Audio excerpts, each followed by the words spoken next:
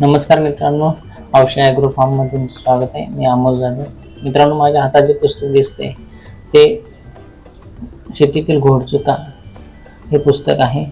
हे लेखकाची वेगळी ओळख करून द्यायची गरज नाही, अख्खा महाराष्ट्र शेतकरी सगळे ओळखतात. हे पुस्तक शेती करण्याच्या अगोदर मी वाचले. खूप छान पुस्तक आहे, सखोल माहिती दिलेली आहे. नवीन शेती करणारे जे मंडळी यायचे शेतामध्ये, त्यांचा विचार आहे त्यांनी तर अगोदर हे पुस्तक वाचा, आणि जे अगोदर शेती करत आहेत त्यांनीही वेगळ्या चष्म्यातून बघण्यासाठी, वेगळ्या दृष्टिकोनातून बघण्यासाठी हे पुस्तक नक्की वाचावं.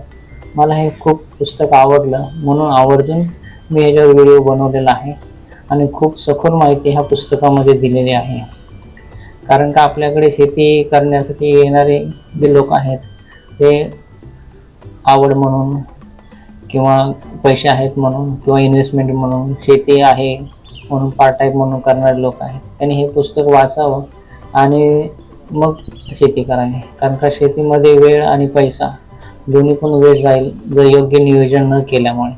त्यामुळे ह्या पुस्तकामध्ये शेती कशी करावी, ते मार्केटिंग कसं करावं आणि काय काय चुका आहेत हे दाखवून दिलेलं आहे. कारण का चुका सांगणारं पुस्तक माझ्या नजरेत तर हेच मला आवडलं, म्हणून मी सांगतो. धन्यवाद मित्रांनो.